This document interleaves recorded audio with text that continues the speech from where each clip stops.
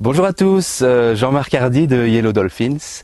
Je voudrais vous parler de charte éditoriale et particulièrement quels sont les formats les plus efficaces pour réaliser une charte éditoriale en entreprise. Donc, la charte graphique, la plupart d'entre nous, on voit très bien ce que c'est le document qui organise l'identité graphique de l'entreprise, le logo, les couleurs, etc. La charte éditoriale, c'est la même chose, mais à l'attention des rédacteurs et de toutes les personnes qui produisent du contenu pour l'entreprise, publié sur le site internet, intranet, ainsi que d'autres supports comme le papier.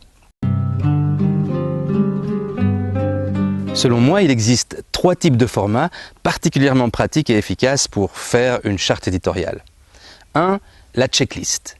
La checklist, donc une liste d'actions concrètes, concises. Au lieu de faire du blabla, on oriente les choses vers l'action et on a affaire à un document facile à faire évoluer.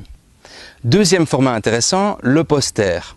Le poster A4 ou encore mieux A3 ou A2.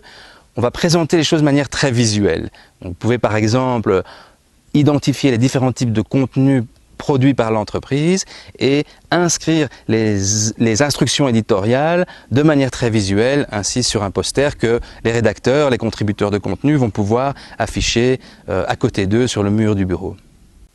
Troisième possibilité, pour moi la plus intéressante, un petit peu plus difficile à mettre en œuvre techniquement, c'est d'inscrire les instructions rédactionnelles dans le CMS lui-même. Le CMS, donc l'outil de gestion de contenu web, utilisé par la plupart des rédacteurs, des producteurs de contenu, c'est le lieu de travail du rédacteur.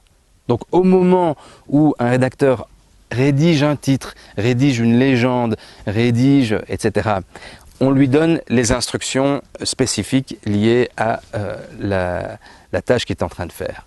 Donc une aide contextuelle, pour nous, c'est la meilleure approche. Alors, un document n'exclut pas un autre. Vous pouvez très bien avoir dans une entreprise un document un peu plus officiel, un peu plus épais, très complet. Et puis à côté de ça, des formats pratiques et efficaces comme je viens de vous les présenter, le poster, la checklist, etc.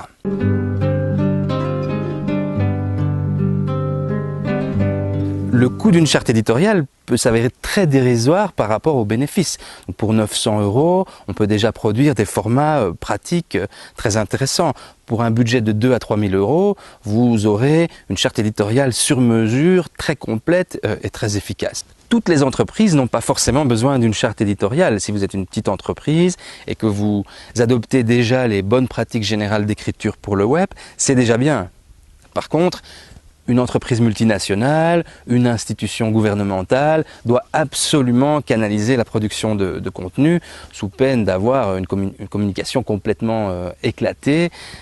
On a affaire à une entreprise complexe et surtout un grand nombre de contributeurs de contenu, internes, externes. C'est absolument nécessaire de faire de la gouvernance éditoriale, comme on dit, de canaliser la production de contenu par l'entreprise.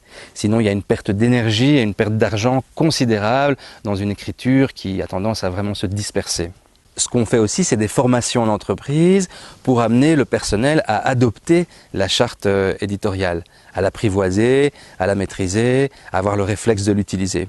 Alors concrètement, si vous avez encore des questions, n'hésitez pas à nous contacter. Vous pouvez nous téléphoner, nous envoyer un email, nous envoyer votre charte éditoriale, même une ébauche. Et à bientôt pour une prochaine vidéo sur le terrain. Celui-là, il fait un petit peu de bruit.